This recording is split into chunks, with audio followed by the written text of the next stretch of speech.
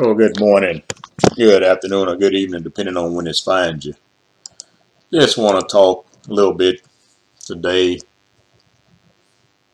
about some things I've studied about Israel and the Bible and judgment and slavery, and help us understand why we as a people are in the predicament we're in. Sadly, many of us don't want this information. But in Proverbs 3:31, and y'all heard me mention that verse a lot of times, it says not to envy your oppressor or choose his ways. Many times before we even get there, though, in Proverbs, the Bible tells us not to be like other cultures and people. You know, it happened many times before. It happened, I guess, so many times that the Father had to use King Solomon to tell us directly not to do what others are doing. And unfortunately, our ancestors begged, and right today we're still begging to be just like the people who enslaved our ancestors. You know, how can that be said? You know, if we turn over to 1 Samuel, we see that the people actually begged for a king. And I don't remember which exact verses it is in Samuel off the top of my head. And the sadder thing is it was that the elders of the Israelites were the ones who begged for the king to rule over them, so they could be like every other nation, because every other nation had a king. Israelites or Hebrews only had one true king, but it wasn't the king we wanted. See, the Israelites were constantly instructed not to be like every other people. And as I mentioned, we're talking about the true children of Israel.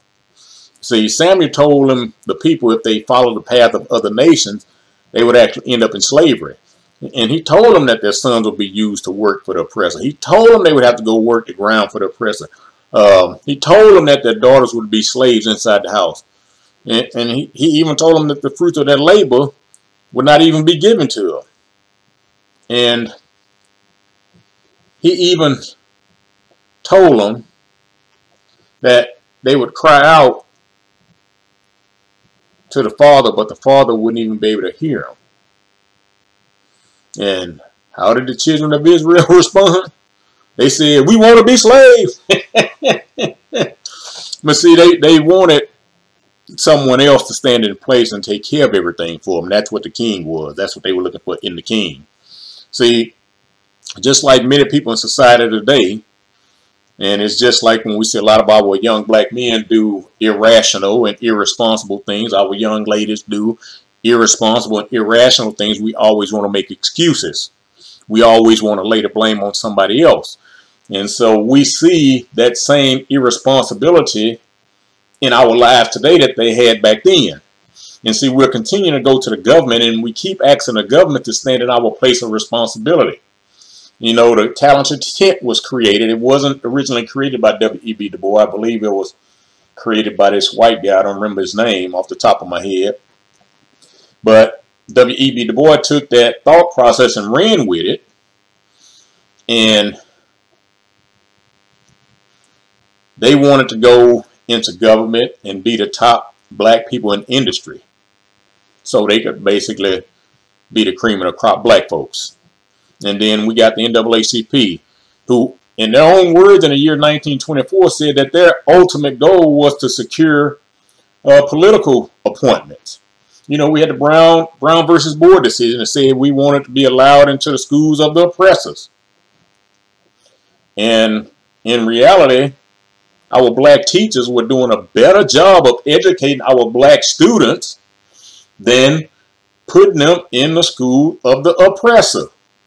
If our black teachers start teaching our black youth our true history, why would we want to come away from that and put them in the schools of the oppressors and then get mad and start saying the oppressor not teaching us our true history? What did you think they were going to teach us?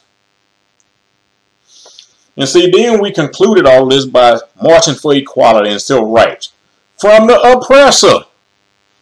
Everything we do shows that we want to continue doing the exact same thing the Father instructed us not to do as a people.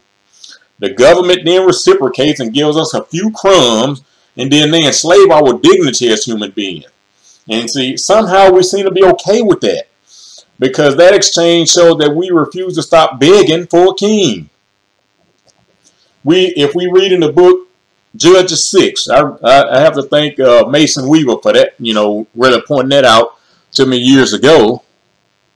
And if you don't know who Mason Weaver is, he wrote a book called It's Okay to Lead a Plantation.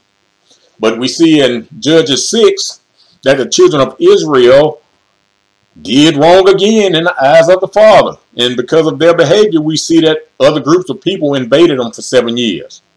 And the other people took their livestock, they took their food, they destroyed their field, they moved in and took their houses, and land that actually belonged to Israel. They left the children of Israel nothing but pain, suffering, and heartache. Now, let me ask you a question, all y'all Bible scholars out there.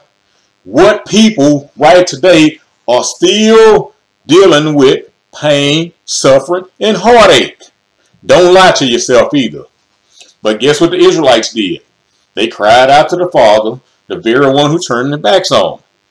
And the Father told them, I rescued you out of Egypt. I saved you from the Canaanites. I gave you their land. I told you not to worship the false gods like the Amorites.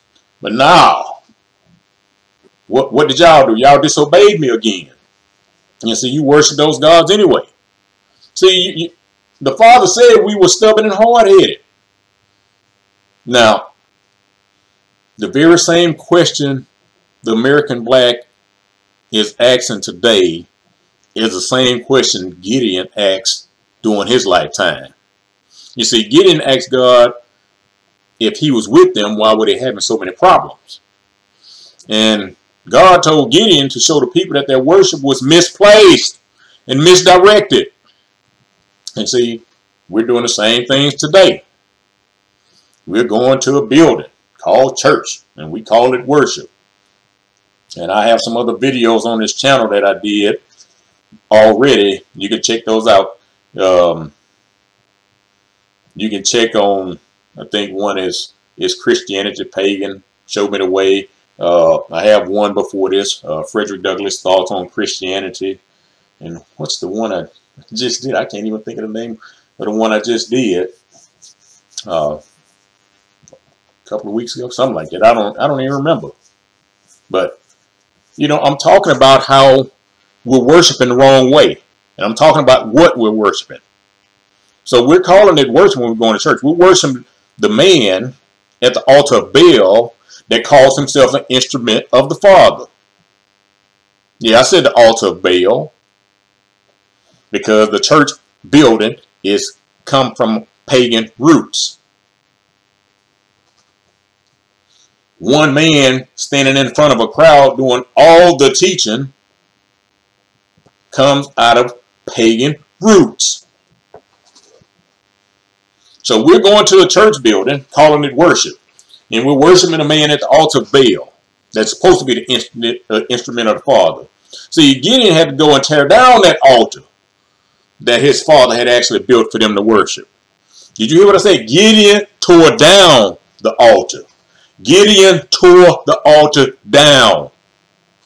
See, worship needs to be a daily part of our lives, and we can culminate once we fellowship with other believers that should have a common goal of salvation and spread the message. And I told you in that other video that the Sabbath day never changed. Yeah, we should worship every day. We should read our Bible every day. But the Sabbath day is sundown Friday to sundown Saturday. It is not Sunday. Sunday worship comes out of pagan roots. We need to get out of that. See, the once a week meeting should be a time to come together and rub shoulders with those who are headed in the same direction and to refresh one another in order to go back into battle for another week and fight for the kingdom. See, we can't wait until the once a week meeting to worship because we dealing with battles from the adversary every day. That little 1 or 2 hour get together, giving you a feeling, that ain't really helping you do battle. That's giving you a feeling. And I'm not saying you shouldn't gather, because the Bible is very clear that we should gather with other believers. But there are specific instructions in that Bible about how we're supposed to gather and when we're supposed to gather, and then what's supposed to happen when we gather. See, we can't wait for that once a week meeting. It's got to be a daily fight. You know, that was our old R&B singer. I think he's passed on by now, Solomon Burke. And he had a song years ago titled "None of Us Are Free." And in that song, and I mean, I used to listen to that song almost every day because it just touched the core of my being. And he says, as long as one of us is chained, none of us are free. See, a person doesn't have to be physically shackled if they are bound mentally. And that's what we're seeing, especially in our community as black folks. The physical shackles were removed from our ancestors, but they carried over and taught us the same thought process. And so now we're still walking around with those mental shackles on us. Mental shackles are harder to remove than physical shackles. That's another reason we haven't advanced. Yeah, a few things have gotten better, but for the most part, we're still in bondage as a people. What good does it do for an individual who is physically free but bound to lust for sex, bound to lust for food, bound to lust for money, bound to lust for power, bound to lust for victimization, bound to lust for control? Bondage comes in many forms, and each person knows what binds them. So we cry out, but our cries are not heard because the Father ain't listening. In the book of James, chapter 1 and 8, and y'all have heard me mention that many times, 1 and 8 says a double-minded man is confused. Said he's unstable. And it says we shouldn't expect to receive anything from the Father. See, we call out to the Father, but then we turn around and ask man or government to do it because we feel the Father is taking too long in our minds. Have you ever thought that the Father is holding back because we're not mentally ready to handle what he has in store for us? The Father looks down at us and says, what are my children doing? They call me and they ask me to hook them up. And then they turn around the very next day and call on their misleaders to do something for them. They cry out to me. And then they turn out and cry to man as if he's my equal. And he has the right or the ability to bestow upon them the favor that only I can administer. They're crying out for black misleaders to save them. That's why ain't nothing happened with King. That's why ain't nothing happened with X. That's why ain't nothing happened with Jesse. That's why ain't nothing happened with Al. That's why ain't nothing happened with Crump. That's why ain't nothing happened with the boy. See, I didn't mention Booker T. Washington because we weren't calling on Booker T. Washington because we were trying to displace Booker T. Washington with the boy. Booker T. was just teaching us. The boy was leading us. See, it's different. Booker T. Washington was telling, hey, this is how you get things done. The boy said, no, that's not how you get things done. Let's go beg. Let's go ask the government to make us right, even though it's the government who treated us wrong. Then, I'm not going to say Malcolm X so much as Martin Luther King, but Martin Luther King, hey, government, y'all need to fix this. Ain't that something? You got a preacher who say he loved the Father, who loved the Son, who believed in what the Father words say in his book, and the Father ain't doing right by us. Let me go talk to the government.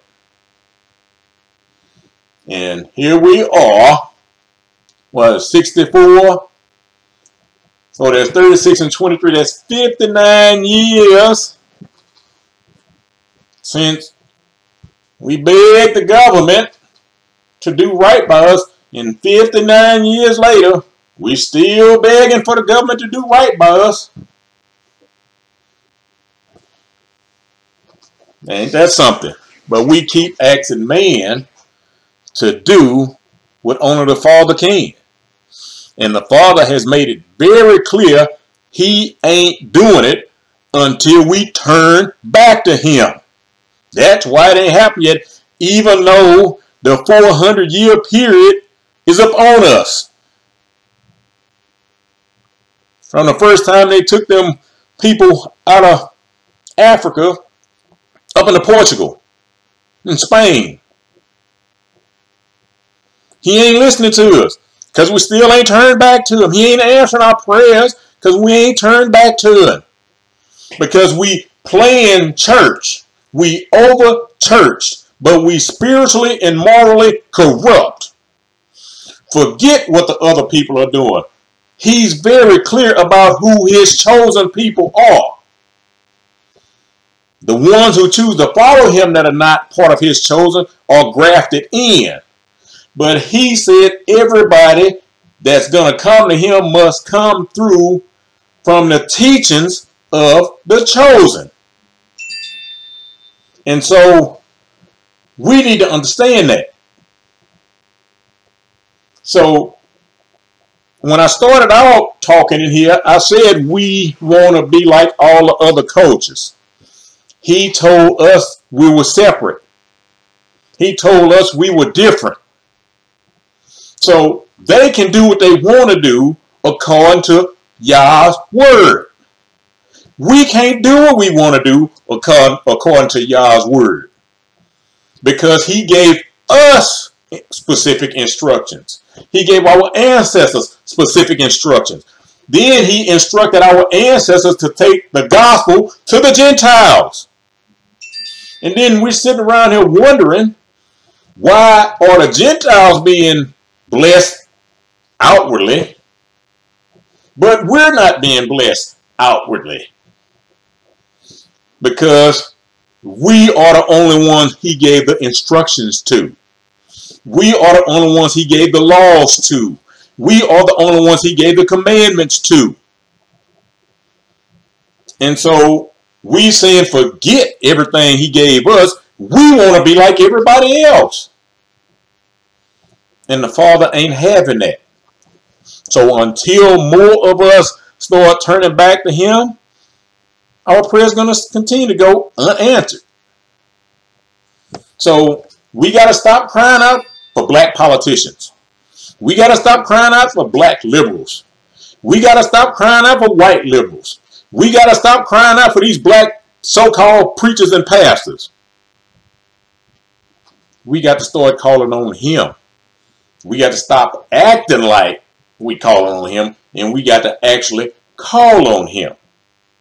See, the Father's saying we on everybody else's side but his.